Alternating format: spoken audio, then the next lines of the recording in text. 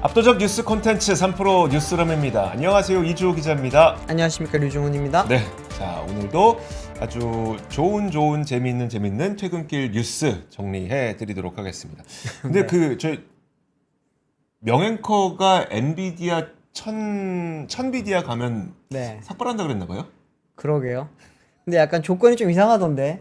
그래요? 천비디아랑 코스피 2850을 같이 엮어가지고 했었나 봐요. 그래야 피하죠. 아, 그래야 안 깎죠.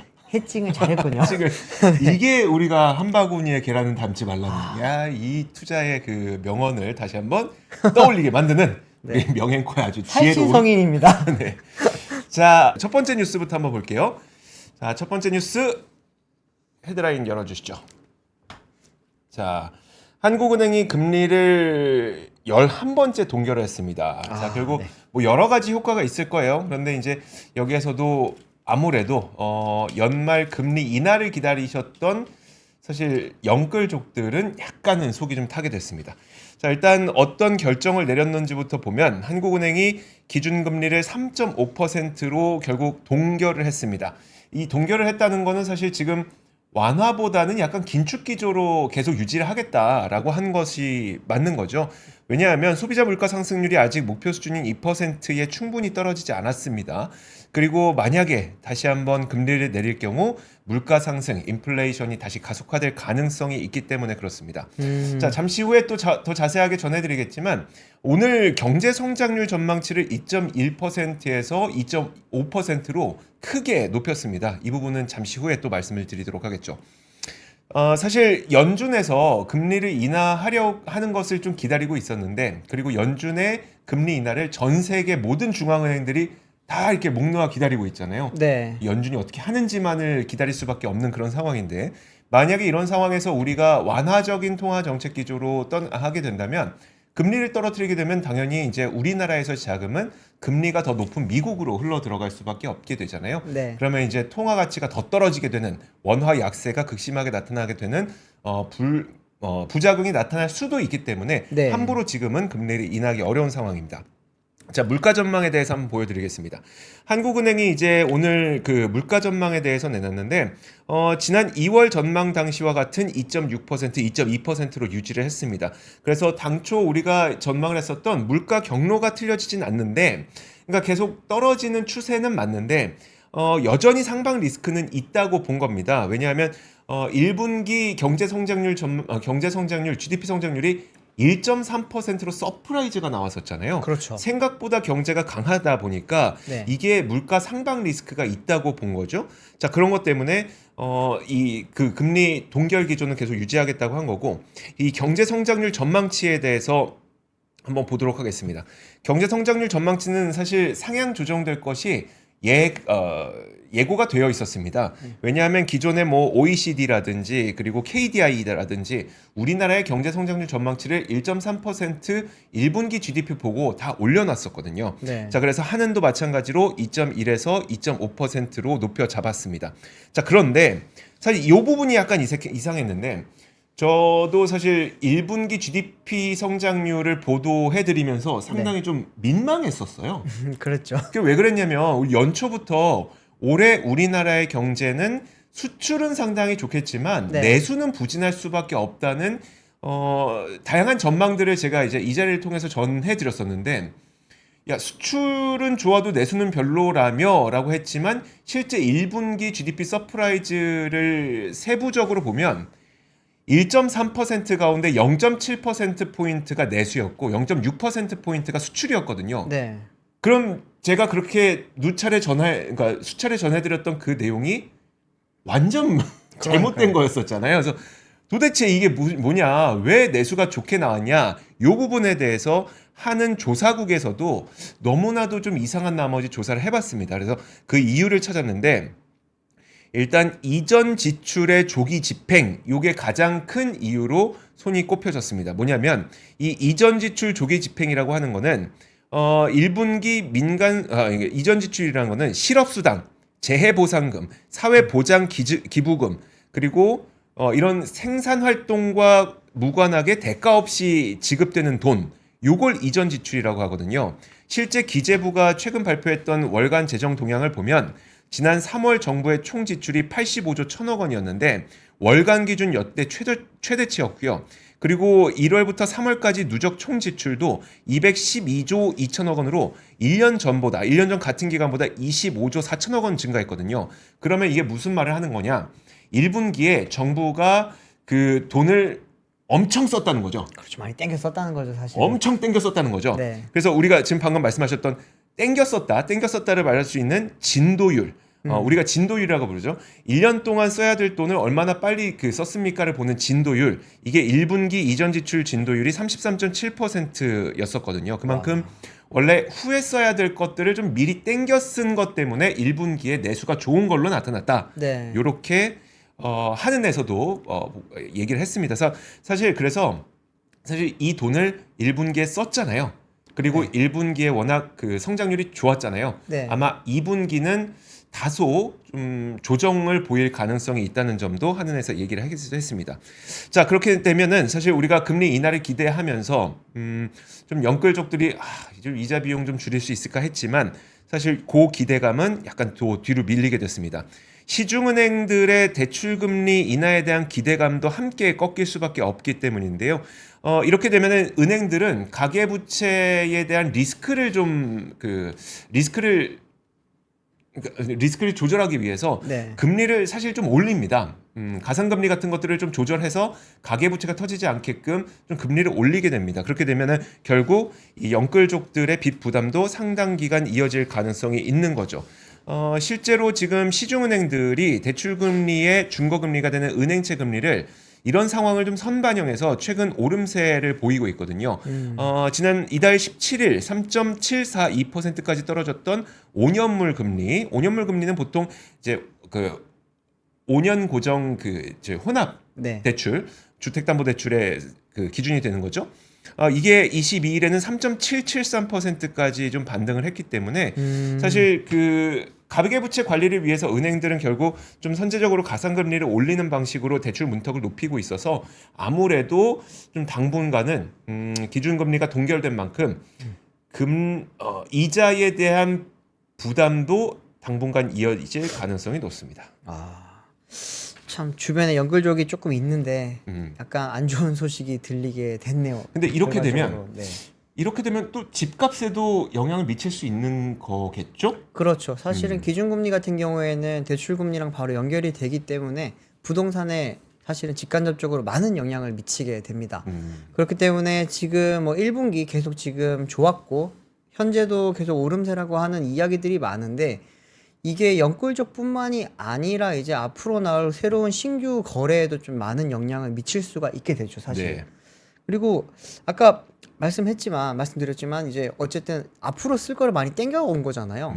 그렇게 되면은 이제 우리가 기대할 수 있는 거는 사실 하나밖에 없다고 볼 수 없어요. 이게 미국이 기준금리를 내려줌으로 인해서 그렇죠. 이제 한미 간의 약간 그 금리 격차가 조금은 줄어드는 그 갭이 좀 줄어들게 되면은 어쨌든 한국은행 쪽에서도 그러면 우리가 금리 인하를 할 수 있는 명분이 생기기 때문에 그것만을 지금 기다릴 수밖에 없는 상황인데 미국 상황이 워낙 지금 좀 알 수 없잖아요, 사실은. 네. 뭐 대선도 남아 있고 여러 가지 일이 있기 때문에 그건 조금 많이 지켜봐야 될 것 같습니다. 그러니까 지금 안 그래도 예적금 금리는 계속 내리던데라고 네. 하시던데, 그러니까 우리가 그 시장 금리에 따라서 예적금 금리도 결정이 되고 결국 거기에 따른 대출 금리도 결정이 되잖아요. 네. 지금 그 은행들이 대출 금리를 그러니까 소폭입니다. 어쨌든 이제 뭐 지금 금리 인상기는 아니기 때문에 동결기이기 때문에 네. 뭐 인상이 아주 크진 않겠습니다만 방금 말씀드렸던 것처럼 가계부채 관리를 위해서 그리고 은행의 재정 관리를 위해서 금리의 대출 문턱을 높이는 차원에서 금리를 올리는 거기 때문에 네.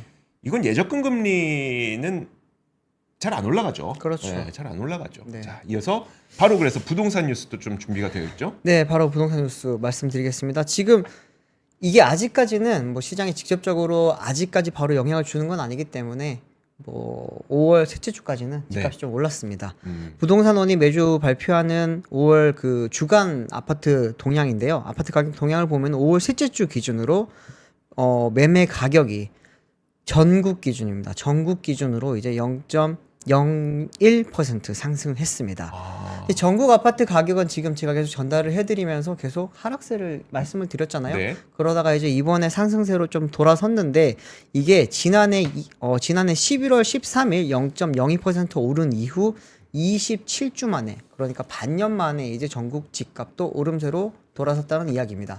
서울 같은 경우에는 9주 연속 오름세를 지금 기록을 하게 됐고요.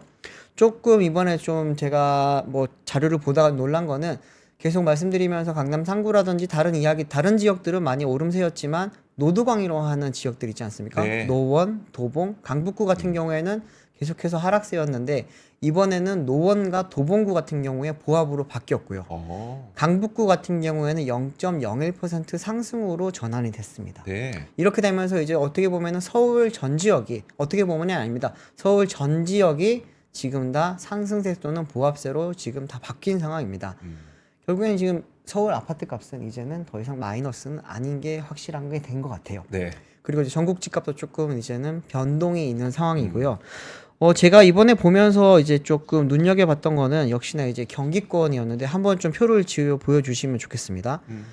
서울 같은 경우에는 뭐 오름세 말씀드렸고요. 인천도 0.08, 인천도 요즘 계속 오름세입니다. 네. 경기도 같은 경우에는 마이너스 0.01%로 지금 아직까지는 하락세를 보이고 있는데 제 생각엔 다음 주부터는 조금 다시 눈여겨봐야 될 것 같아요.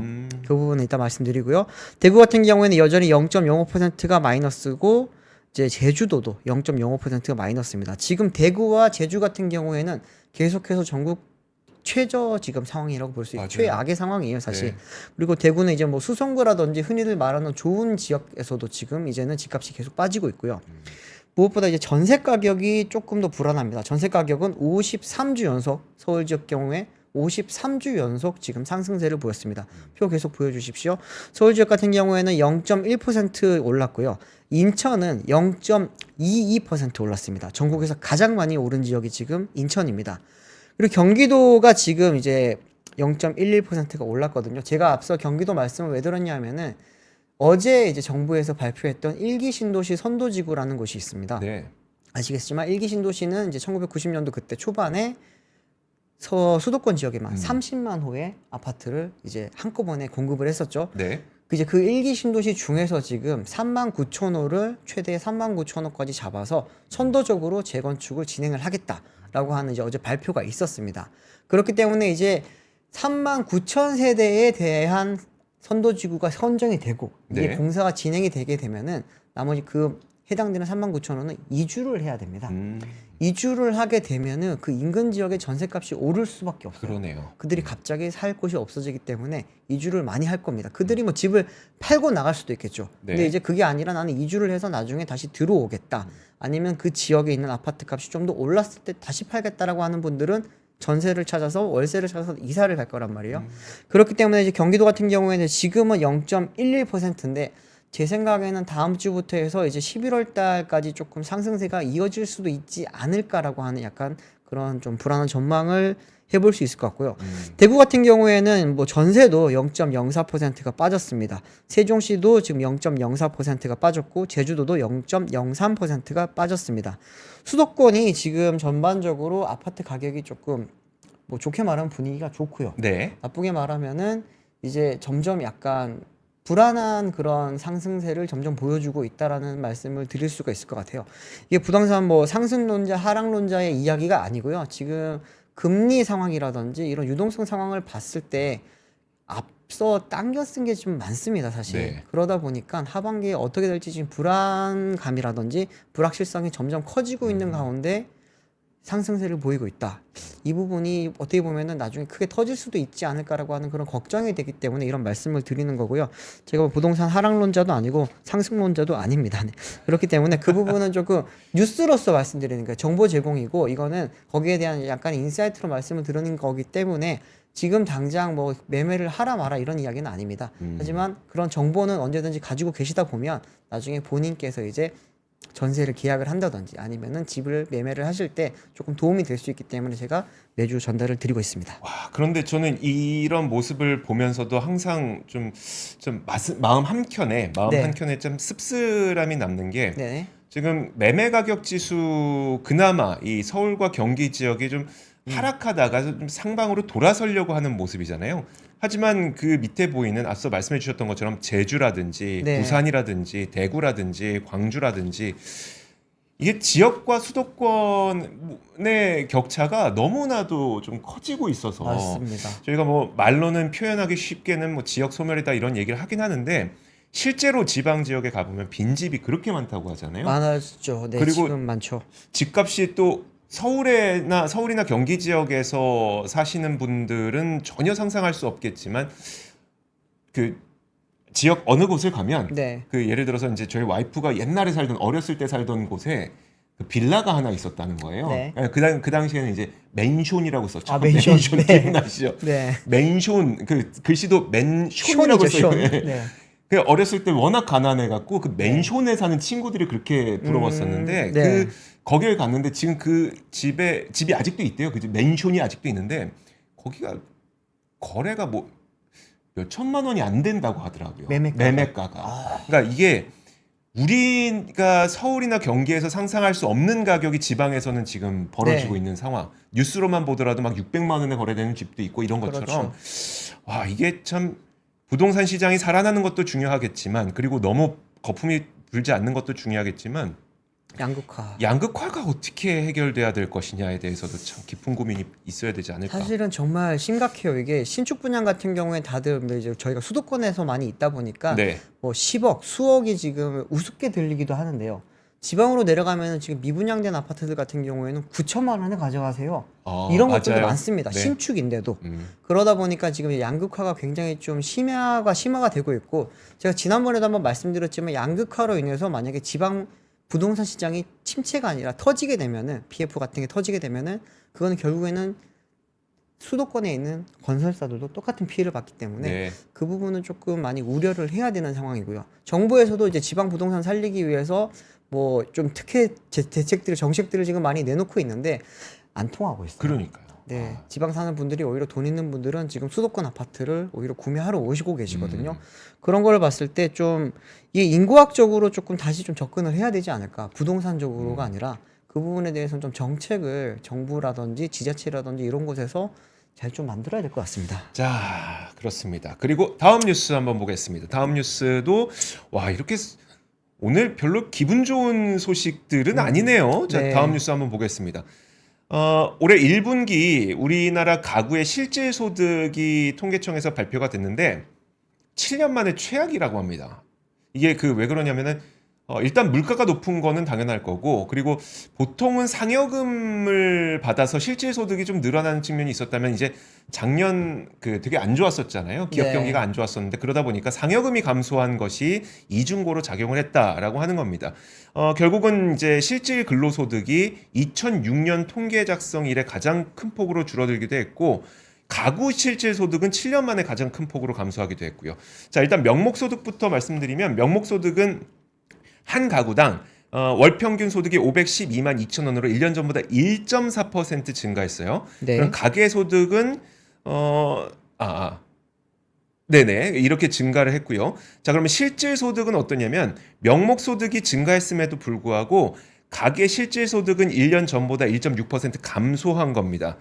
지금 보냐면은 실질 근로소득이 3.9% 줄어들면서 감소세를 주도했고 네. 1인 가구를 포함한 통계를 짓게 시작한 2006년 이후 가장 큰 폭으로 줄어든 건데 이게 그러니까 결국은 뭐 명목소득 늘어나긴 했지만 물가가 올라서 실질소득 줄어들었다 이거는 뭐 어려운 거 아니죠. 여기에서 조금 더 나가서 그럼 처분 가능 소득은 얼마냐? 이걸 한번 봐야 될 거잖아요. 처분 가능 소득. 네. 그러니까 소득에서 비소비 지출. 비소비 지출이라고 하는 거는 우리가 소비할 때 쓰는 거 말고 이자 비용 같은 거 있잖아요. 소비는 네. 아닌데 지출이 일어나는 거. 이게 비소비 지출을 뺀 월 평균 처분 가능 소득이 1.4% 늘어난 404만 6천 원이긴 한데 이 처분 가능 소득에서 소비 지출을 뺀 흑자액은 처분 가능 소득에서 이제 그러면 이자 비용 빼고 내가 소비한 거 뺀 거예요. 그거는 113만 8천 원으로 2.6% 줄어서 3개 분기 만에 마이너스로 돌아섰다는 거죠. 그러니까 처분 가능 소득 대비 흑자액을 뜻하는 흑자율이 28.1%로 네. 흑자율은 2022년 3분기 이후 7개 분기 연속 마이너스. 쓸 수 있는 여윳돈은 계속 줄어들고 있다는 거죠. 네.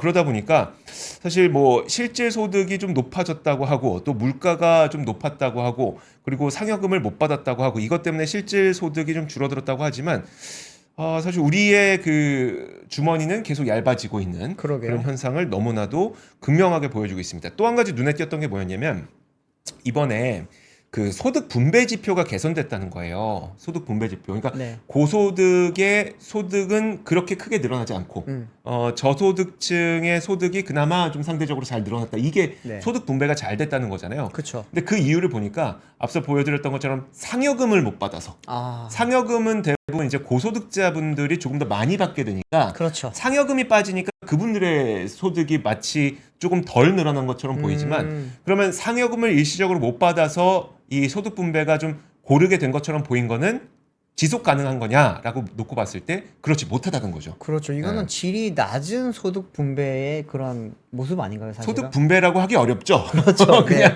그냥 고소득자분들이 상여금을 한 번 못 받았구나. 요 정도겠죠. 네, 쉽게 말씀드리면 사실 작년에 못 받은 회사가 있잖아요. 그렇죠, 있죠. 네, 반도체 대표적인 기업들, 네, 그런 것들이 사실 원래 임금이 높기 때문에 그쪽에서 소득 그 인센티브라든지 성과급을 많이 못 받다 보니까 소득이 분배가 된 것처럼 보이게 됐는데 굉장히 좀 안 좋은 지표 같습니다, 진짜. 네.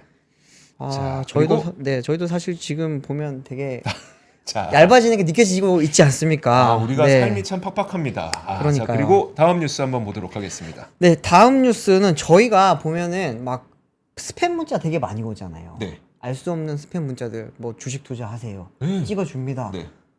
이조우와 기주 기자가 찍어주는 종목, 네, 유종원 기자가 찍어주는 종목 막 그런 게 돌아다녀요. 네. 저희는 줄 능력이 안 됩니다. 네, 그렇죠. 네, 그런데 그렇게 정보가 내 개인 정보가 어디서 유출됐을까 했을 때 많이들 의심했던 게 사실은 카카오였잖아요. 네. 근데 오늘 이 부분에 대해서 개인정보보호위원회가 카카오 측에다가 지금 개인정보 유출에 관해서 151억 4,196만 원의 과징금을 부과를 했습니다. 그리고 또 780만 원의 과태료를 부과를 했다고 하는데 지금 여기에 해당하는 지금 건수가 바로 6만 5천 건이 넘는다고 합니다. 네. 6만 5천 건 이상의 지금 개인정보가 지금 유출이 됐다고 하거든요.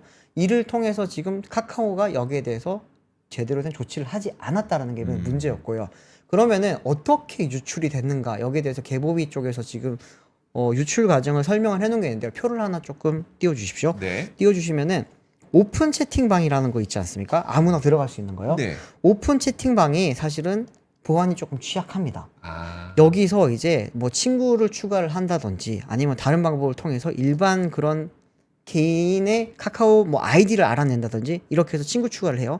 그렇게 함으로 인해서 개인 휴대폰 번호를 알 수도 있고 또 일련 번호라는 것도 알 수 있다고 합니다. 네. 이를 통해서 이제 이 사람의 그런 개인 정보가 유출이 되고 근데 이거를 유출한 해커들이 DB로 또 하나로 딱 모아가지고 네. 이 DB 모은 개인 정보를 파는 거예요.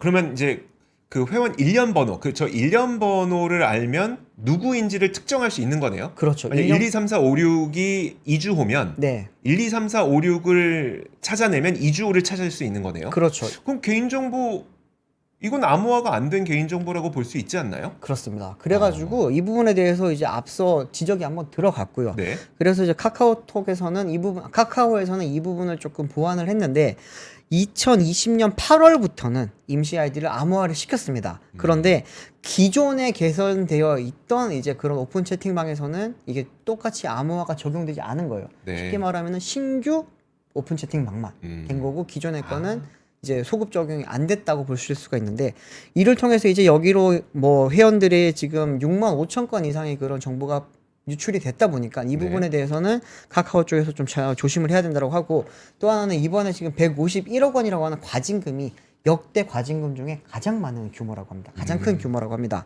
근데 여기에 대해서 좀 카카오는 약간 억울하다라고 하는 지금 입장문을 냈는데 공식 입장문을 통해서 회원 일련 번호와 임시 아이디는 그 자체로 어떠한 개인정보도 포함하고 있지 않으며 이것으로 개인 식별이 불가능하다며 사업자가 생성한 서비스 일련 번호를 암호화하지 않은 것은 법령 위반으로 볼 수 없을 것이라고 반박을 했고요. 또 행정소송을 포함한 다양한 법적 조치 및 대응을 적극 검토할 예정이라고 이렇게 좀 강력하게 반발을 했습니다. 예, 저는 모르겠습니다. 저 같은 경우에도 사실 많이 좀 스팸 문자가 많이 와요, 사실은. 그리고 류종훈 기자를 사칭한 오픈 채팅방도 꽤 많더라고요. 검색을 해보시면 나오는데 심지어 사진은 한 10년 전 거를 쓰고 있더라고요. 어디서 구했는지. 정말 신기합니다. 저도 못 찾는 사진인데, 네, 그런 사진을 걸어놓고 하고, 제가 좀 아쉬운 거는 그런 부분에 대해서 적극적으로 조금 이런 피해가 있을 수 있으니까 빨리 좀 방을 없애달라. 네. 그런 이제 사기꾼들을 좀 잡아달라고 카카오톡에 신고를 하더라도 잘 이루어지지가 않습니다. 이게 피해자가 발생이 되고 그 피해자가 신고를 했을 경우에 경찰과 이제 카카오가 함께 조사를 해서 보통 그 삭제를 할 수 있다고 하거든요. 그러다 보니까 이게 후조치예요, 사실은. 네. 선제적인 조치가 안 되다 보니까 피해자가 계속해서 발생하는 것 같은데 이 부분에 대해서 조금 변경이 있어야 되지 않겠냐라는 생각이 조금 듭니다. 네, 알겠습니다. 사실 우리가 얼마 전에 그 마크 저커버그가 청문회에 나와서 네. 그 방청객들을 향해 사과를 했었잖아요. 그렇죠. 그때 이제 문제가 됐었던 것이 그 SNS를 통해서 뭐 로맨스 스캠이라든지 내지는 뭐 가스라이팅이라든지 아무튼 SNS를 통한 범죄 행위로 목숨을 잃은 아이들의 네. 부모님께 그때 사과를 했었던 건데 네. 사실 그냥 논리적으로만 생각을 해보면 아니 그 사건을 그러니까 행위를 저지른 범죄자가 피해자에게 사과를 해야 되는 거지만 그럼에도 불구하고 그 범죄자들이 SNS에서 활동할 수 있게 놔뒀다는 것에 책임을 갖고 마크 저커버그가 본인이 사과를 한 거잖아요. 네, 맞아요. 사실 너무 극단적인 사례이기 때문에 이것을 직접 대입할 수는 없겠습니다만 그러면 이 카카오톡 내지는 이런 SNS 상에서 벌어지게 되는 어떤 문제가 됐을 때 그들이 그렇게 하는 걸 우리가 어떻게 막으란 소리냐라고 하는 것보다는 네. 조금 더 책임 있게 그 기업에서 만들어 놓은 그 SNS 플랫폼을 사람들이 이용할 때 조금 더 안전하고 편안하게 이용할 수 있도록 조금 더 책임 있는 자세로 행동을 취해줬으면 훨씬 네. 더 좋지 않을까라는 생각이 좀 있습니다. 저기 스윙 모델님께서 지금 골프존은 얼마 받았냐고 말씀을 주셨는데 그때 당시 75억 원을 냈습니다. 네. 그게 바로 75억 원이 기존에 가장 많은 과징금이었는데 이번에 카카오가 151억을 내면서 가장 큰 과징금을 안 좋은 건데 갱신을 하게 됐습니다. 네, 알겠습니다. 자, 그리고 다음 뉴스 한번 보도록 하겠습니다. 다음 뉴스는 오픈 AI 뉴스 한번 보겠습니다. 자, 오픈 AI가 네. 안 그래도 그러니까 오늘 아침에 엔비디아가 실적 발표하면서 여전히 인공지능에 대한 투자는 굉장히 많이 이루어지고 있구나라는 네. 걸 확인을 했잖아요. 매출이 200% 넘게 올랐고 영업이익이 400% 넘게 올랐고 어마어마한 그러니까 그렇게 된다는 건 정말 많은 그 기업들이 지금 계속 GPU를 사고 있다는 거니까. 네. 자, 그렇습니다. 근데 오픈 AI가 오늘은 어떤 뉴스를 내놨냐면 그 루퍼트 머독 기억하시죠? 네, 머더 그룹. 미디어 재벌, 그렇죠. 미디어 거물. 거물이죠. 그 예전에 영화로 나왔던 밤쉘의 그 실화 속 주인공으로 실존 인물. 실존 인물로 우리는 인식하고 있는 본인들은 거부하겠지만 네. 우리는 인식하고 있는 바로 그 인물들이 바로 루퍼트 머독의 그 뉴스 코퍼레이션 네. 아니겠습니까? 근데 그렇죠. 뉴스 코퍼레이션이라고 하면 좀 익숙치 않으실 수 있는데 월스트리트 저널이 있는 데가 바로 뉴스 코퍼레이션이고요. 마켓워치 있는 데가 바로 뉴스 코퍼레이션입니다. 그래서 네. 아마 여러분들이 웬만큼 접하시는 베런스도 뉴스 코퍼레이션이고요. 웬만큼 접하시는 경제 채널, 경제 그 언론 같은 경우는 뉴스 코퍼레이션이 엄청 많이 갖고 있습니다. 그렇죠. 그래서 이 뉴스 코퍼레이션과 손을 잡는다는 소식이 오늘 있었습니다. 5년간 3,417억 원의 계약금을 걸고 이제 그 뉴스 코퍼레이션에서 발생되는 수많은 언어들 있잖아요. 이런 것들을 이제 학습시키고 그것을 학습하고 이제 GPT가 이용할 수 있게끔 하겠다는 계약을 한 건데 사실 이 뉴스를 통해서 뉴스 코퍼레이션의 주가가 시간을 거래해서 꽤 많이 올라가고 있는데 네. 뭐 주식을 추천하거나 뭐 이런 얘기는 아니고 이게 사건이 하나가 조금 얼마 전에 더 있었습니다. 뭐냐면 이제 GPT랑 LLM을 사실 학습시키기 위해서는 굉장히 정제된 언어와 정제된 정보가 있으면 좋잖아요. 그렇죠. 그렇기 위해서는 언론사의 정보가 굉장히 좋거든요. 네. 그렇기 때문에 이 오픈 AI도 수많은 언론 기관들과 이런 계약을 맺고 있는데 유일하게 싸우고 있는 곳이 있습니다. 뉴욕타임즈라고. 뉴욕타임즈라고 이게 지금 오픈 AI랑 소송전을 벌이고 있는데요. 이게 네. 뭐냐면 이걸 생각해 보시면 좋을 것 같아요. 뉴욕타임즈는 사실 유료 미디어입니다. 네. 그러면 우리는 뉴욕타임즈의 기사를 읽기 위해서는 돈을 내고 기사를 읽어야 돼요. 네. 근데 뉴욕타임즈에서 지금 지적하고 있는 바가 뭐냐면 우리가 GPT를 통해서 관련된 정보, 뉴스 정보를 검색을 했더니 우리의 그 뉴스 보도가 그대로 나오더라. 그러니까 GPT가 이렇게 언어를 생성해서 자연어 처리로 해놓는데 네. 그 문장들이 보니까 보도 그대로더라. 그냥 따왔다더라. 기자들은 알죠. 기자들은 압니다. 본인들이 쓰는 문체가 있고요. 아, 네. 언론사마다 쓰는 또 그런 양식이 있거든요. 그렇기 네. 때문에 이거는 분명히 뉴욕타임즈의 땡땡땡 기자가 쓴 기사라는 걸 본인은 알 수밖에 없습니다. 그러니까요. 네. 근데 그렇게 주장을 하니까 우리는 돈을 내고 읽어야 되는 기사를 너희가 이걸 무료로 지금 GPT로 그러니까 무료는 아니겠지만 공개를 하고 있어. 이거는 저작권법 위반이야라고 이제 뉴욕타임즈에서 주장하고 있는 거고. 그러면 오픈 AI 쪽에서는 어떻게 얘기하고 있냐면은 그거는 일부 역류 현상이라고 하는 오류일 뿐이다. 네. 그렇게 나올 수는 있는데 굉장히 희귀한 사례이고 이거는 우리가 역류 현상이라고 부른다. 이 정도로 주장을 하고 있습니다. 다만 이제 그 오픈 AI 쪽에서는 이렇게 얘기를 하죠.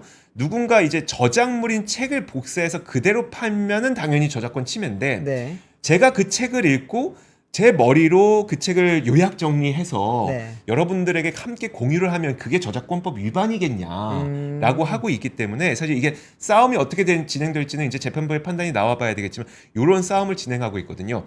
하지만 요거는 하나의 사례고 나머지 그 언론사들과는 대부분 아무래도 LLM 쪽에서도 수많은 정보와 언어가 필요하고 그리고 LLM들도 본인들의 정보를 이용해서 그 검색이 되어야 하기 때문에 네. 이런 니즈가 맞아서 계속 그리고 돈을 받죠. 그렇죠. 그 언론사들은 돈을 받죠. 네. 돈을 받으니까 오늘 주가가 올랐죠. 네. 이런 것들이 작용을 하고 있다라고 보시면 될 것 같습니다.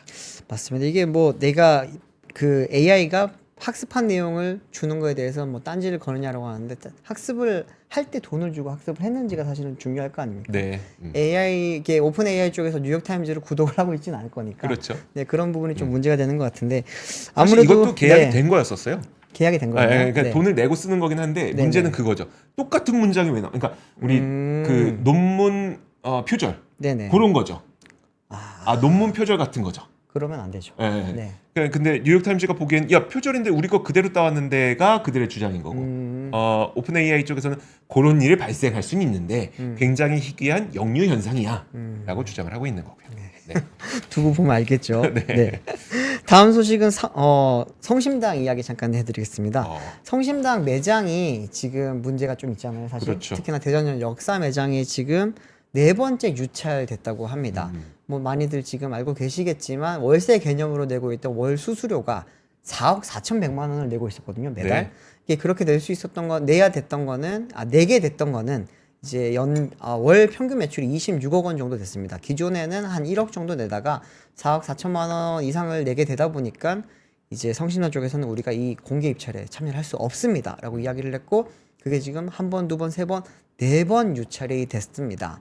4번째 유찰이 되면서 다음번에 이제 5번째 입찰에 들어갈 때는 기존 입찰 가격보다도 30% 정도 이제 인하가 돼서 네. 3억 3천만 원 정도의 지금 3억 3천이 아니군요. 3억 870만 원에 이번에 지금 공개 입찰로 들어갈 예정이라고 하고요.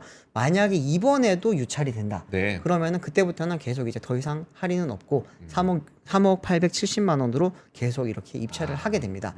그런데 지금 어쨌든 4월 달에 이미 계약은 끝났고요. 네. 계약은 끝났지만 6개월간 임시 계약 연장이 됐기 때문에 10월까지는 대전역에서도 성심당이 그 이제 튀김소보로 제가 사진 준비했는데 네, 좀 한번 띄워주시면 보여주시죠. 네, 네. 튀김소보를 드실 수는 있습니다. 그런데 이제 이 부분이 조금 새로운 입찰자가 들어올 수 있을까라는 부분은 조금 걱정이 되죠. 예전에 부산역 삼진어무 사태 때도 그랬고 네. 이게 코레일 유통에서 운영하는 곳은 사실 뭐 월 평균 매출의 17% 정도를 내게 돼 있습니다. 수수료로. 그렇게 되면은 내가 1억의 매출을 올린다. 그러면은 1,700만 원이 월세가. 네. 10억을 올리면 1억 7천이고요. 그런 상황이기 때문에 작은 업체들은 조금 부담스러울 수가 있습니다. 이게 뭐 무조건 3억을 내야 된다 이런 건 아니고요. 제가 코레일 유통 쪽에 물어보니까 네. 매달 다를 겁니다라고 이야기를 하고 평균적으로 4억 4천 정도 내게 되는 거고 이게 4억 4천이라는 게 정해진 게 아니고 현재 기준으로 봤을 때 그 정도가 된다라고 이야기를 했습니다. 그렇기 때문에 그러면요. 네. 다음 업체가 들어와서 이제 발생하는 매출이 있을 거잖아요. 네네. 그럼 그 매출에 따라서 임대가는 달라지겠네요. 달라지죠. 그런데 지금 여기서 하나 중요한 게 뭐냐면은 이제 여기 입찰 들어갈 때는 네. 최저 매출액을 써내고 그리고 최저 수수료율을 써냅니다. 네. 그렇기 때문에 최저 수수료율은 지금 17%로 맞춰놨는데 최저 매출액을 얼마를 써낼 수 있느냐가 지금 점점 깎이고 있는 건데 네. 거기에 따라서 지금 17%가 됐을 때 3억 870만 원의 수수료를 낼 수 있는 매출액이 최저 매출액이라는 거죠. 그렇군요. 네. 아. 그러면 한 26억에서 지금 30% 정도 삭감이 된 금액이 최저 매출액이라고 보시면 됩니다. 알겠습니다. 네, 되게 비싸요, 사실. 아 근데 네. 이런 생각이 듭니다. 지난번에 이제 우리 류종훈 기자가 되게 설명도 잘 해주셨지만 사실 우리가 자본주의적으로 생각을 하면 네. 이게 이제 코레일이 아무래도 공공기관이다 보니까 네네. 그럴 수가 없긴 한데 자본주의적으로 생각을 해보면 네. 사실 이 자리를 보유하고 있는 어떤 자본가가 네. 내 땅에 성심당이 있어서 매출이 잘 나오고 사람이 많이 밀려 들어오니까 그 주변에 있는 상권까지 살아나서 네. 나는 그러면 당신에게 조금 더 저렴한 임대료를 받고라도 나는 당신이 여기 있었으면 좋겠습니다. 라고 선택할 수 있었다면 네. 사실 성심당이 이제 그 계약을 연장하게 될 때 우리는 알 수 없겠지만 조금 더 저렴한 임대료로 계속 자리를 유지할 수가 있을 것 같기도 해요. 그게 이제 그렇죠. 백화점에서 샤넬이나 아니면 에르메스나 이런 곳들을 굳이 돈을 안 받아서 가면서까지 유치하고 싶어하는 이유가 네. 거기에 있다 그랬잖아요. 그렇죠. 모객 효과가 엄청나기 때문에. 그러니까 근데 이게 아무래도 또 공공기관이다 보니까 옆 가게 다른 가게와의 또 형평성도 생각해야 돼서 그럼요. 참 이런 그 어떻게 보면 자본주의적인 사고 방식을 적용할 수 없는 약간 안타까운 사례 같다는 느낌이 좀 듭니다. 네, 작년 국감 때도 이게 특혜 논란이 한번 있었기 때문에 네. 코레일 율통은 더 이상 특혜를 줄 수가 없을 겁니다. 음, 그렇기 때문에 아무래도 지금 약간은 결과가 보이는 상황인데 삼진어묵 같은 경우에는 그런 높은 수수료율 때문에 나와서 부산역 바로 앞에 건물을 그냥 나중에 지었죠. 네. 네. 그렇기 때문에 아무래도 지금 성심당도 바로 옆에 있는 건물에 입점을 해서 그렇게 이제 장사를 하게 되면은 그러니까요. 훨씬 많이 할 거고요. 아까 보니까 그런 말도 있던데 내가 성심당 사장이며 대출을 받아서 옆에 있는 건물을 사서 네. 거기서 장사를 하더라도 음. 월 대출 이자가 4억은 안 들 거다라는 이야기를 하더라고요. 그렇기 때문에 아마 그런 부분에 대해서는 조금 뭐 정부 차원에서 유도리를 발휘하기가 죄송합니다. 네, 유연성을 발휘하기가 쉽진 않겠지만 네. 좀 글쎄요, 상징성을 조금 고려를 해준다면 좋지 않을까라고 하는 생각도 사실 많이 들어요. 참 사실 그 옆 가게들도 같이 있는 걸 좋아할 것 같기도 한데요. 잘 네. 모르겠습니다. 어쨌든 자 좋습니다. 이게 참 어려운 겁니다. 어려운 거다 보니까 많은 사람들이 좀 관심을 갖고 있고요. 네. 자 오늘 3프로 뉴스룸은 여기에서 마치겠습니다. 오늘도 함께해 주신 여러분들 감사드리고요. 목요일 저녁 잘 보내시길 바랍니다. 고맙습니다. 감사합니다. 박근영, 이선영, 사경인, 염승환 투자 마스터들의 세심한 케어로 건강한 투자 습관을 만드세요. 3프로 멤버십 3프로 앱에서 확인하세요.